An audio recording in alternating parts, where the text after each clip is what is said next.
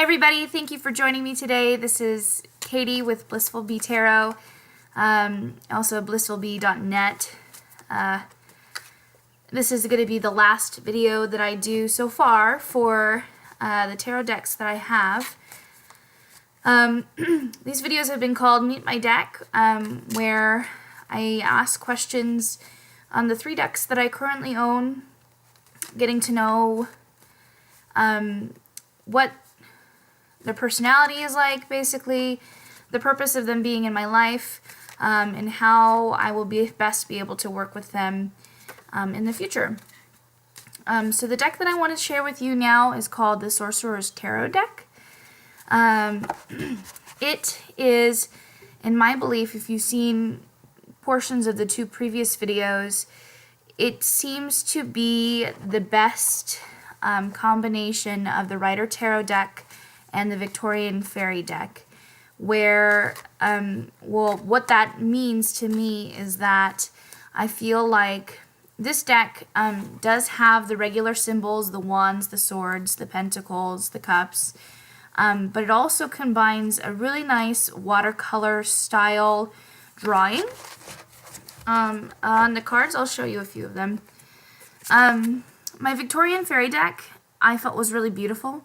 But my dog, Lady, she spilled some water on it, and the cards became waterlogged, and some of them are really hard to see.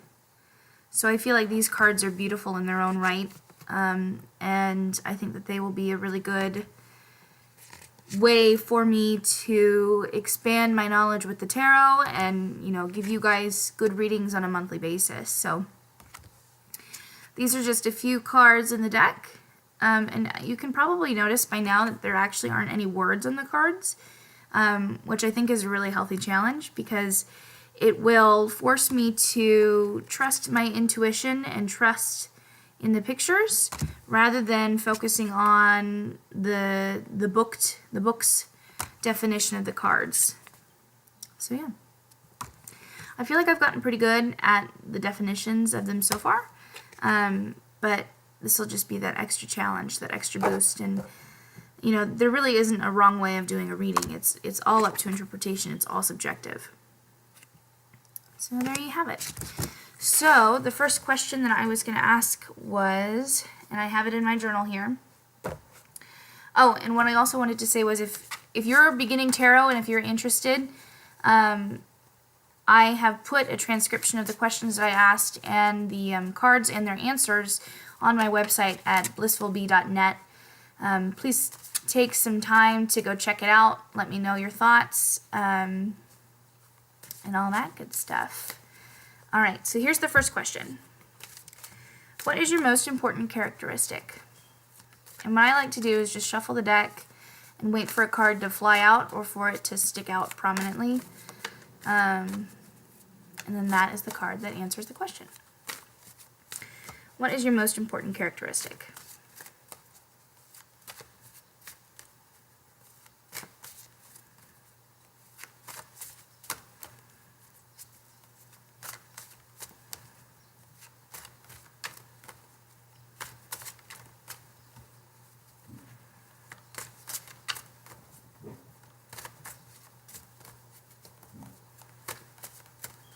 I'm just waiting for a card to stick out. Sometimes it takes some time and sometimes it doesn't, and it kind of makes sense that it's taken some time right now, because I feel like we're getting to know each other. We're feeling each other out.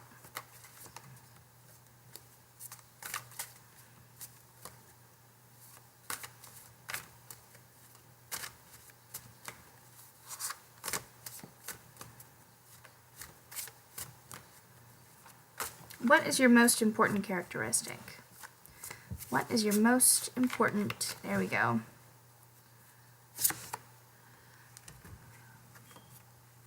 We've got the 6 of Pentacles.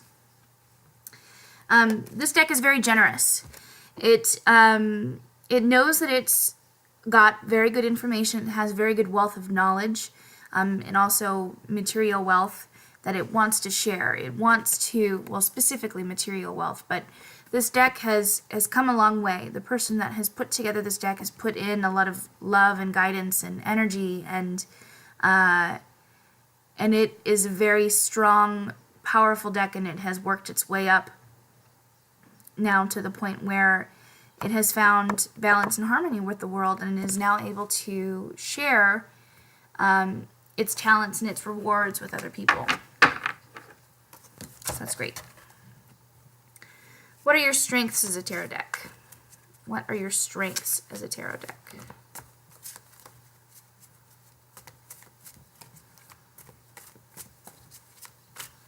What are your strengths?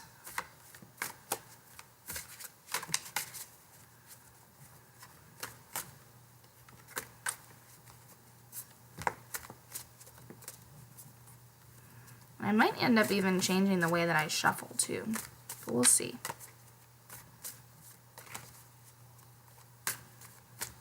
What are your strengths as a tarot deck? There we go.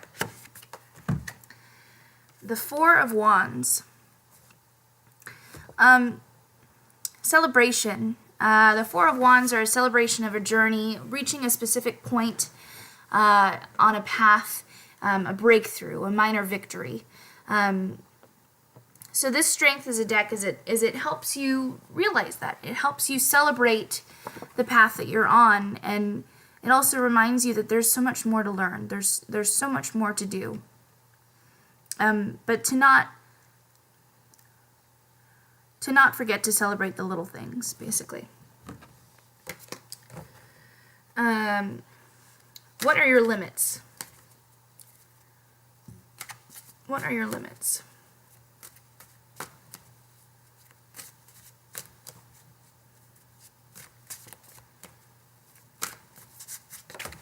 Ooh, that one flew out. Two cards. The first is the Devil, and the second is the Two of Cups. So starting off with the Devil, it can sometimes be a bit addictive, and this is actually also what I found with the Rider Tarot deck, is that its limits are that it can sometimes be deceiving, or it can become an addictive issue where maybe you start to feel that the only way that you can ever get answers in life, or the only way that you can ever find insight, is through this deck. So be careful of not allowing that to happen. Give yourself time in between the readings so that you are not overwhelmed with the answers that you're getting. The Two of Cups. Two represents usually a fork in the road, a path or a choice to make, and it sometimes can be a difficult choice. And with Pentacles, it can mean potentially making a decision between two different avenues, whether it be a way of making money or a way of, I would even say, like, responsibility versus passions, because the Pentacles are symbols of finances and material wealth and responsibility, that kind of stuff. So limitations of this deck is that you're going to have to make a decision. You're going to have to use this deck sparingly, because if you rely on it too much, you're not going to be able to get the fulfillment that you want out of it. So it's just saying, be careful. 4, what are you here to teach me?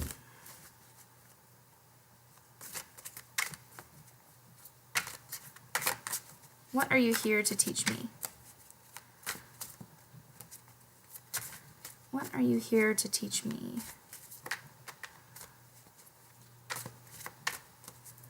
That one flew out. The Queen of Wands. I'm here to stir up the way that you think. I'm here to help you feel passionate about this new journey and path that you're going on. I'm here to show you that there is so much more to see, there is so much more to experience, and there is so much more to do. And be careful not to get too I want to say helicopter mom. Be careful not to get too possessive and too controlling of your path. Allow it to fold out the way it will. Yes. That's how I can best learn to collaborate with it. So just let it happen.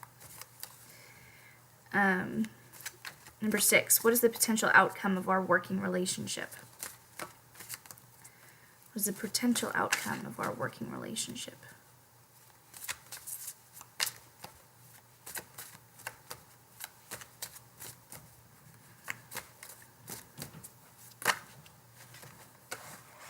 Whoa.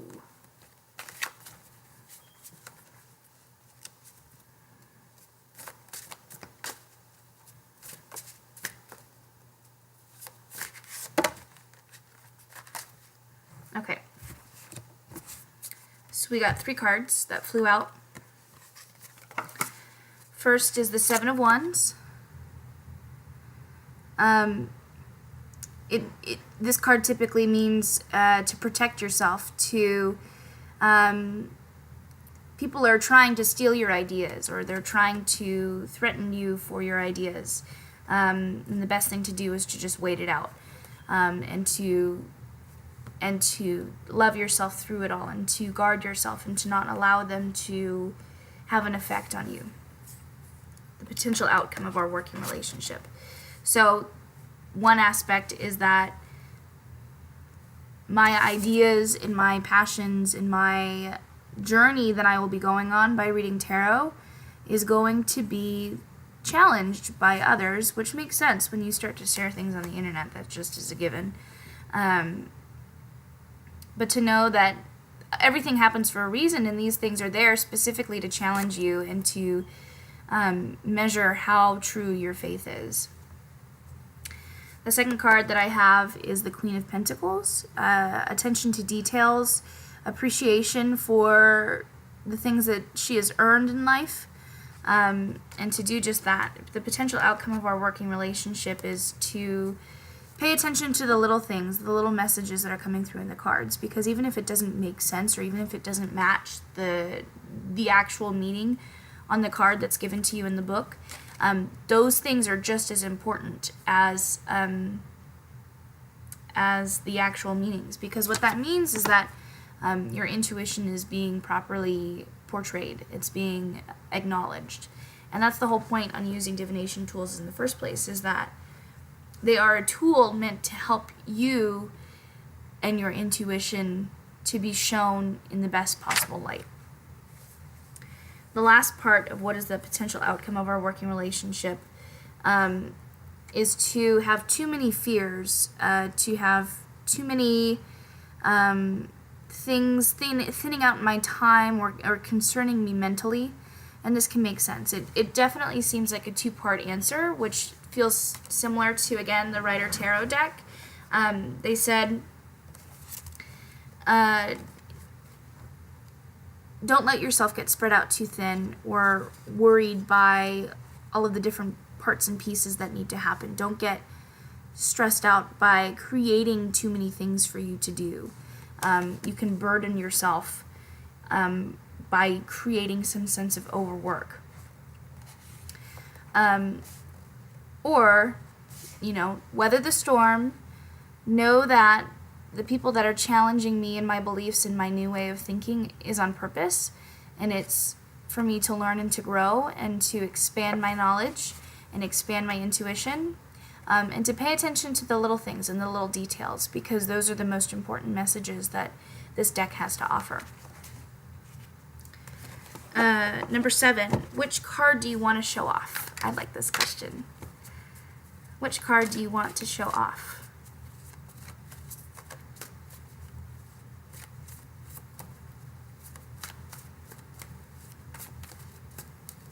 Sometimes it wants to show off more than one. We'll see. Oh, there we go. Yes, it did. 4 cards. Okay. These are very beautiful cards. So the first one is the 4 of Wands, which we've seen before. In the Victorian fairy deck, this was the May fairy, the May Queen, and the legend of that is that the May Queen is one woman that's chosen out of a village that is celebrated for the entire day.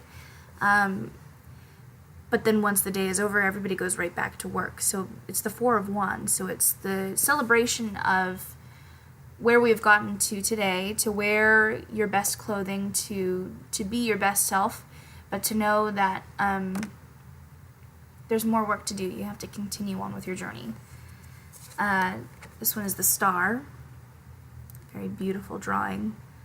And this can represent mysticism, sometimes the unknown. And what this card encourages you to do is to, even though you might feel blinded right now by your path, to trust your intuition, trust your gut. It's the most strongest. It usually is the most strongest when your other senses are blinded.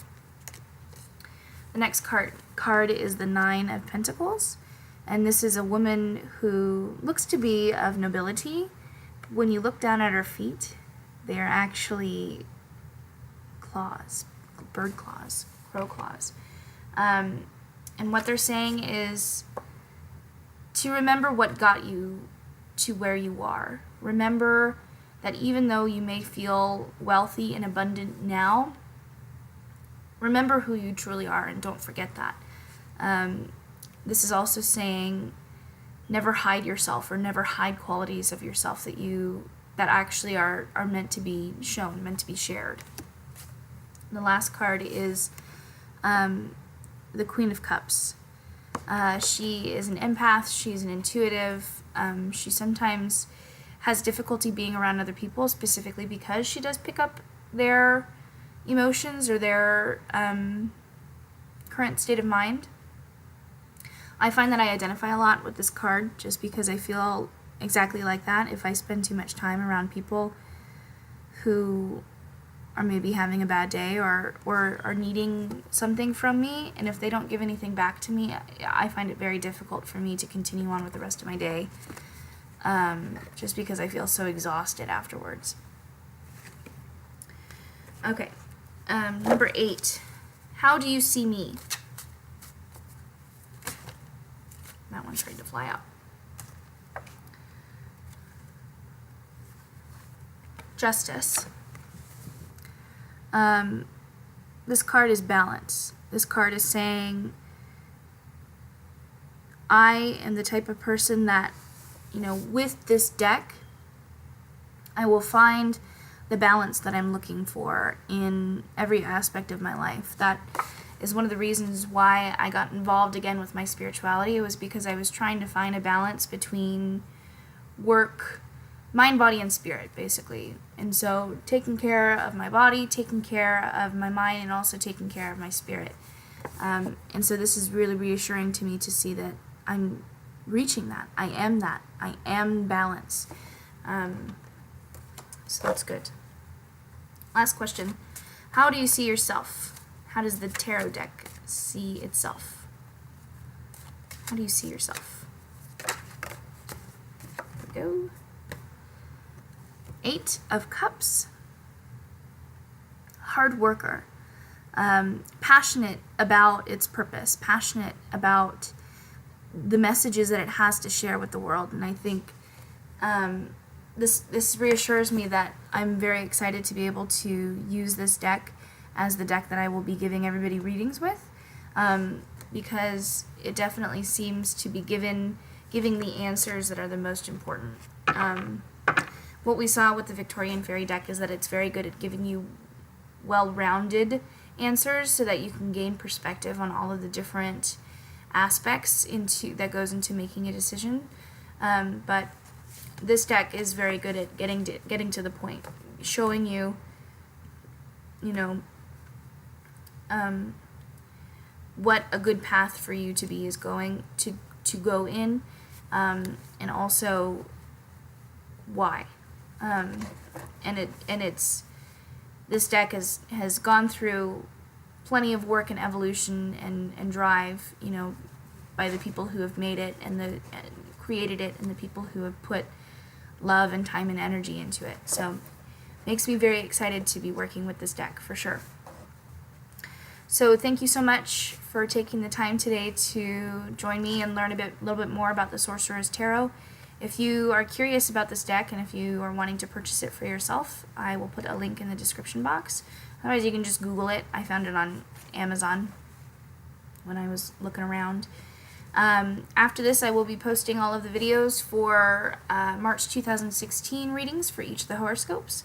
So keep a lookout for that. If you're interested in personal readings with me, check out my website at blissfulbee.net.